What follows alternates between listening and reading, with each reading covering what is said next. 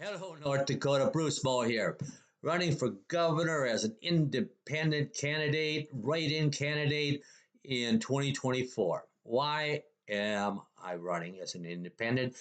Well, the Republicans and Democrats basically has morphed into one group of people, and they got one goal: to take your money, to take your property. And they're going to be doing it, and they're trying hard. Yes, even in lovely little safe, we're supposed to be so happy about this, North Dakota. I'm talking to lots of people, and they sit there and go, yeah, there's problems, but they don't, you guys aren't doing anything about it, are you? That is one of the major problems. You have to realize there is a problem, which you know there is, but you have to do something about it. Have to get active. All right, things that we are really going to lose, and some of the things that are my top priority is making sure we have private property rights, and that's what the elites, the special people, want. They want your land, your property, and how are they doing it? Well, right now, the property rights they decided in North Dakota, the Supreme Court told us that Carbon Solutions can go wherever they want. They can survey your land whether you want them or not. That's starting to take your property away from you. You didn't. We're not going to do anything about it, are we? We're not going to say get mad and say anything. Too many people are just rolling over. That is how it starts. Taking your property, and guess what? The CO2 pipeline, they already sit there and but between 10 and 12 years, they're going to own the land above that pipeline. And that's how they start, and that's how it's going to destroy private property if we don't get our heads out of our butts. And of course, they'll use eminent domain.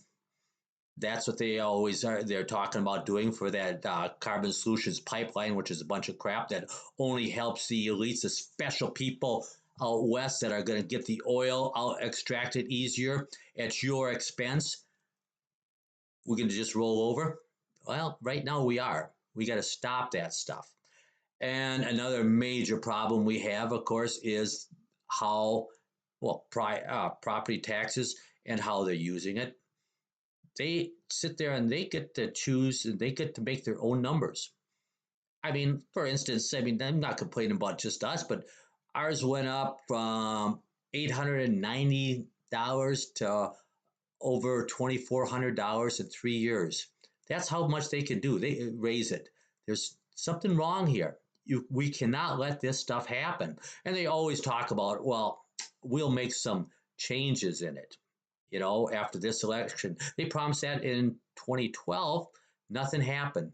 There's nothing that was real that they did, and they won't do a darn thing again. Neither. Why are they doing this? Because Rick Becker got that initiative, property tax initiative, on the ballots. So this is what's interesting. So you probably can hear the dogs are barking a little bit, and my chickens are peeping. That's just the way it is on the farm. And another thing that gets me down is basically what I call the CCP, crony capitalist pukes. That's when the legislatures, the ones you elected, get involved or go out and help the elites at your expense because they're making money. By the way, the legislatures, yes, in North Dakota, there's lots of them that are, and so are the special people, everything they do.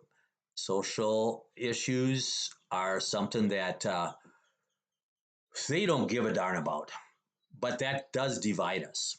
We got to remember that. They don't care about abortions, racial tensions. They just tell you to worry about it. Remember that. That's a ploy. They don't give a darn. You do because they tell you that you should.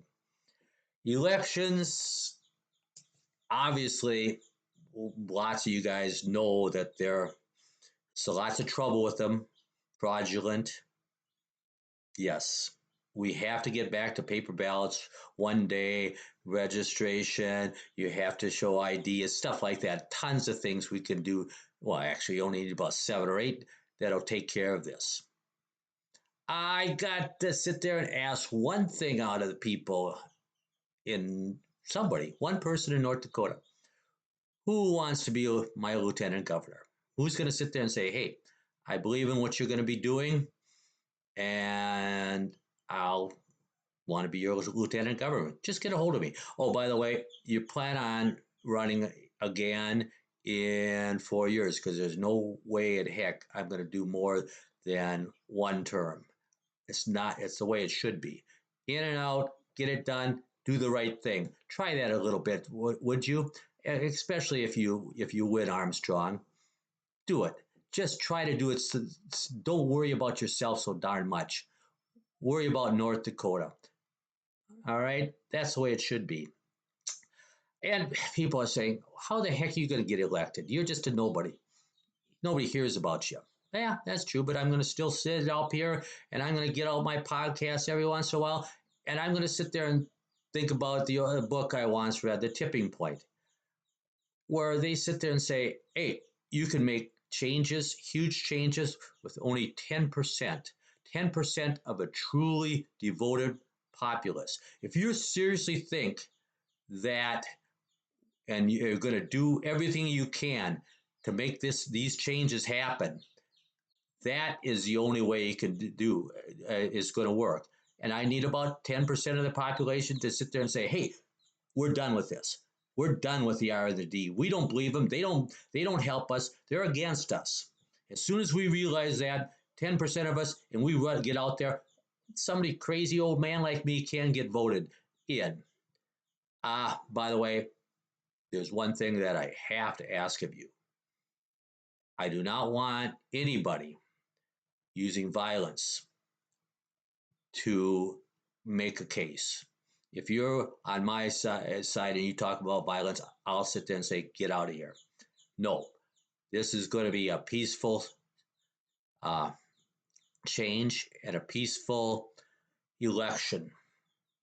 I'm going to run clean, and I'm going to be honest with you. I'm not a great speaker, but I do believe what I say is necessary. All right, guys, I will talk to you again soon. Take care. Me and the chickens say goodbye.